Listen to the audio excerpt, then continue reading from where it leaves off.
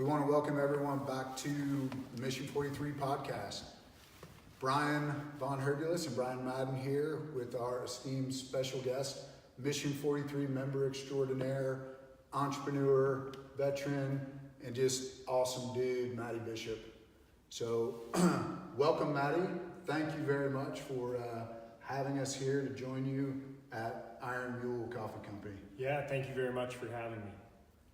So we're going to introduce Matty a little bit more, get into a little bit of his story, and then the founding of Iron Mule Coffee and Cafe Mule and where we are today in your business. So we are local here in Boise, Idaho today with this really unique opportunity to spend time talking about your history, your entrepreneurial endeavors. So let's get into it. So thanks, Matty.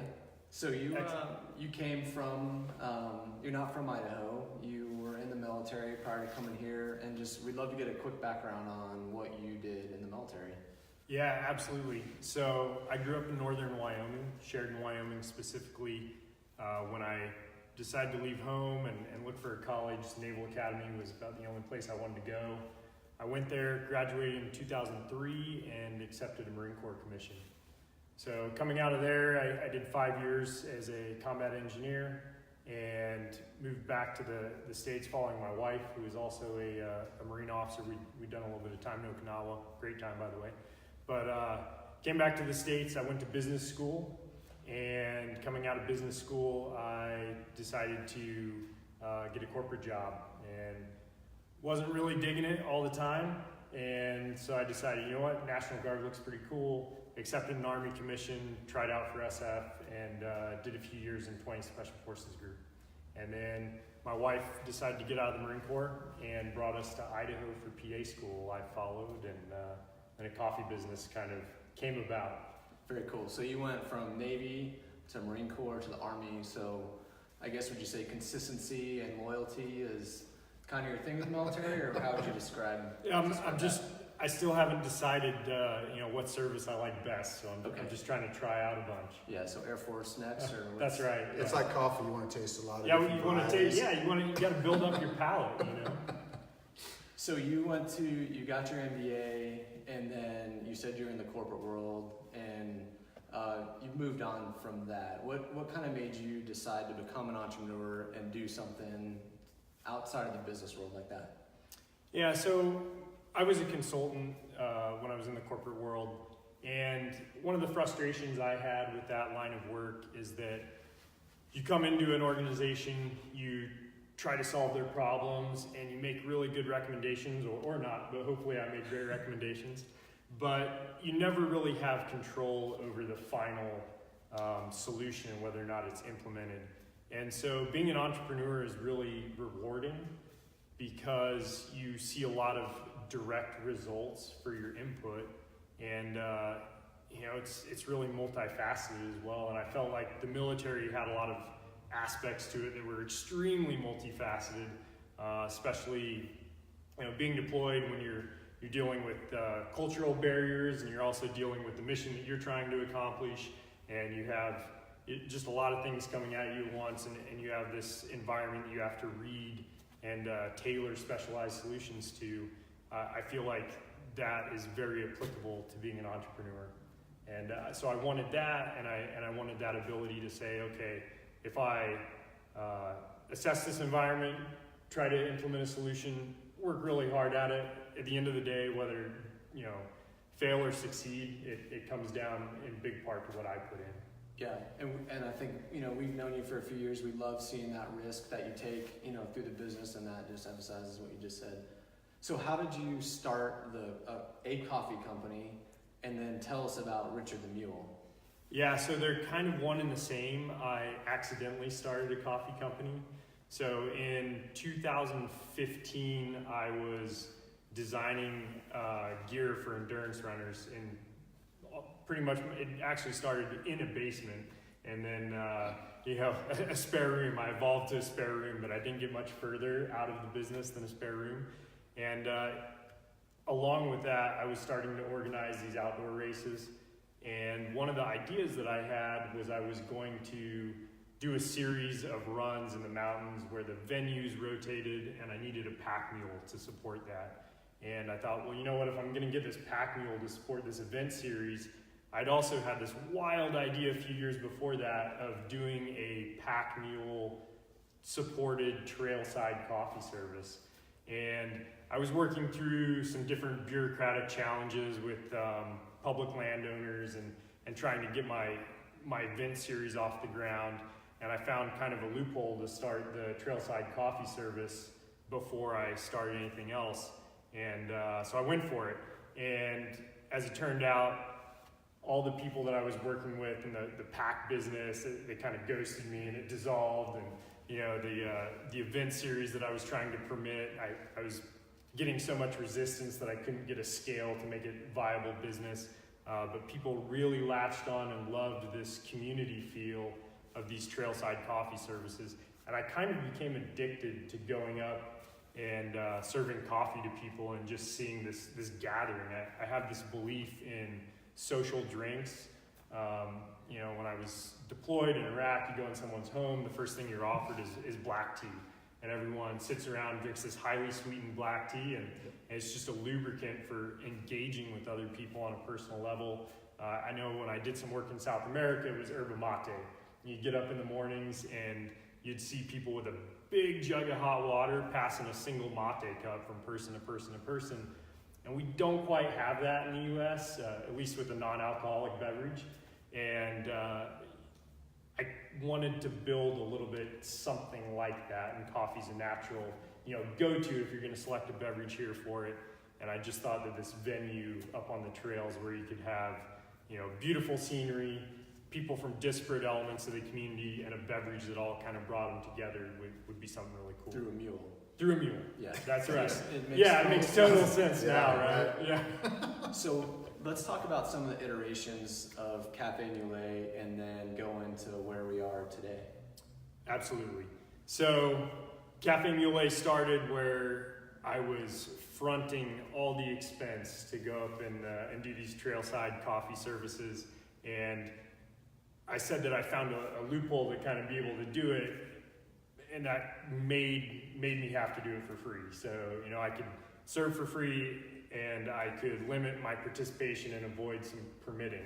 Well, that wasn't obviously viable long term, and I'm really happy that some private landowners in the Boise area gave me permission to start serving on their land, where they've also given easements so that the public can use trails across their land. Yeah. So that was kind of the first iteration was, I'm going from this system that's never going to be viable to now I can be a tiny bit more commercial.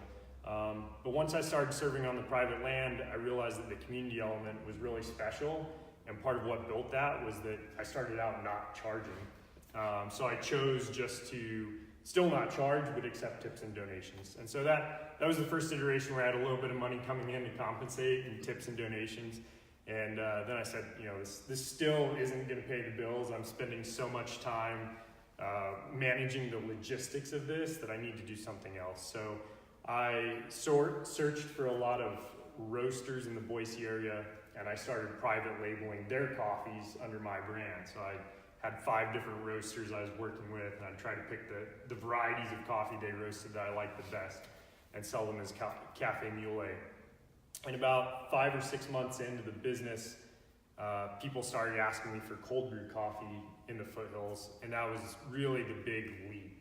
So at that time, it was summer 2016, cold brew coffee was really unknown in the Boise area, and I realized I could hopefully get a much better margin on cold brew coffee that I produced and either kegged or bottled than I could the private label coffee. And so I found myself a commercial kitchen, later a brewery space, and I went into cold brew. And that's really what I tried to specialize in for another 1.5 years. And then just by chance, the roaster who was at that point roasting all my coffee for the cold brew moved outside of the geographic area, and I had to find a new roaster. And so I reached out to my biggest competitor at that point locally in the cold brew space, because he had founded Ironside Roasting Company, Colin Seeley, and he was roasting. And I said, I think maybe we can work together. So we engaged in a relationship where I started producing the cold brew for the Ironside brand and the Cafe Mule brand, and Colin carried on with his roasting for Ironside and picked up, all the roasting for Cafe Mule. And 8 months beyond that, we decided, it's time to form a company together, dissolve what we had going. So now we both are partners in Iron Mule Inc., and we run Cafe Mule and Ironside as two distinct brands. So you're the founder of Cafe Mule, co-owner of Iron Mule Coffee. Yeah, absolutely. So, and what I just heard, you've applied a lot of lean business methodology in this startup coffee company and found a really unique partnership to leverage your strengths in the coffee business, bring it together, and that's today's brand, the Iron Mule Coffee Company. Yeah, absolutely. I'm the founder of Cafe Mule, but now the partner in Iron Mule Inc. And certainly we have tried to grow lean by necessity in most cases, but we're two guys who essentially bootstrapped these companies, and we see market and opportunity, but we're pretty careful. And I think we have an affinity for entrepreneurship with veterans, and we love that spirit. We love what you're doing with this company, but I want to learn a little bit more. I want to take the audience a little bit deeper.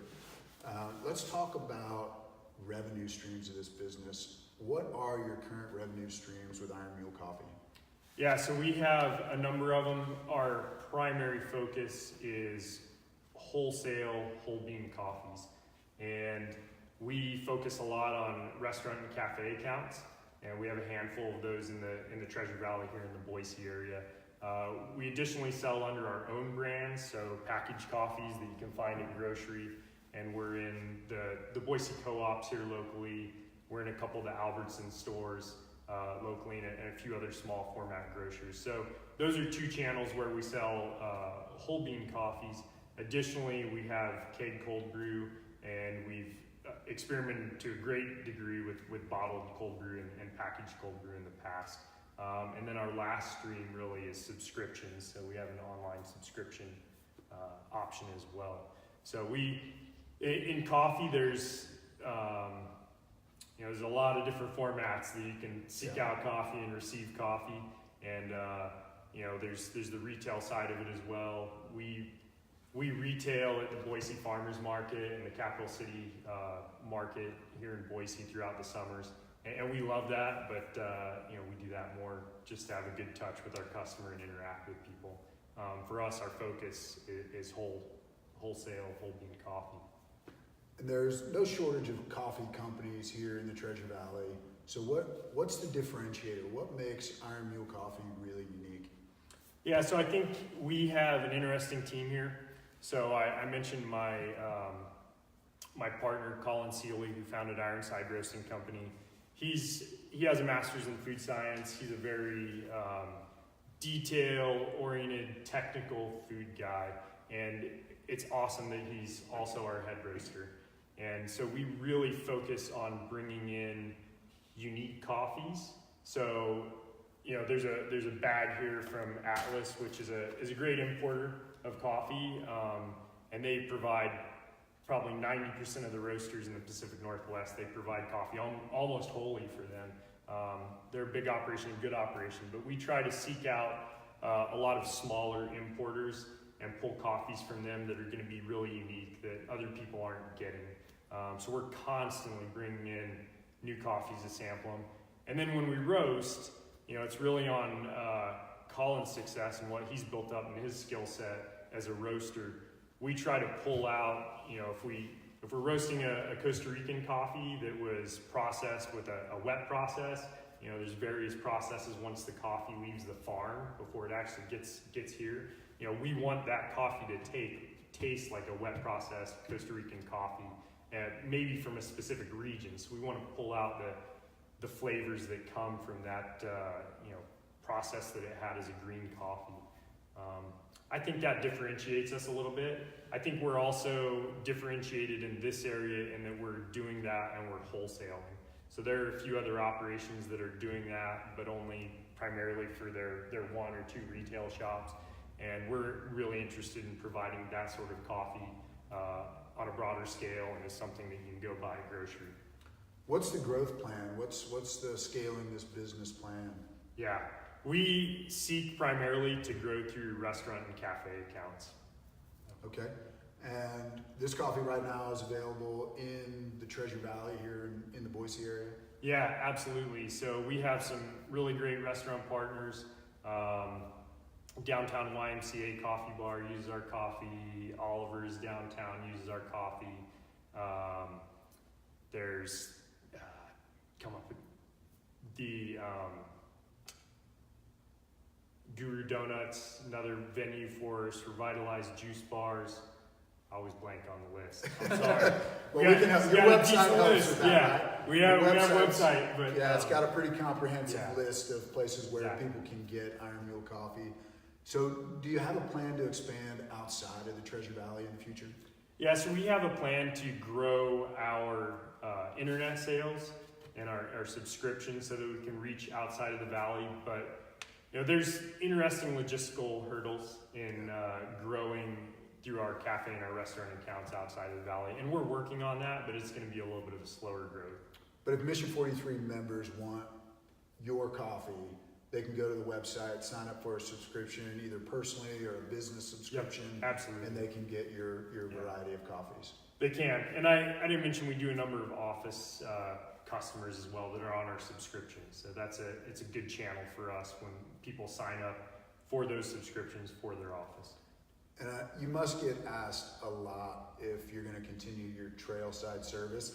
I know you're cool and all, but everybody loves Richard the Mule and seeing Richard out on the trail. So will folks in Boise be able to see Richard on the trail this summer? Yeah, absolutely. So we have certainly tailored the amount of trailside service that we do to the other things that we have going on in the business. So the first summer when it was pretty much just a trailside service with some kind of ancillary activities going on, we were up there 18 times. That was a lot, those are big days. And so the following summer, 2017, we did 10 trail services. Last summer, we did 6. And 6 feels about right. We're getting to the point with those trail services where in 2.5 hours of service, we will serve out of 12 gallons of cold brew. And that's Richard's capacity, for what he can carry. So we're gunning this summer to do about 6 trail services and go up there and cater. We'll cater to roughly 150 people on any one of those.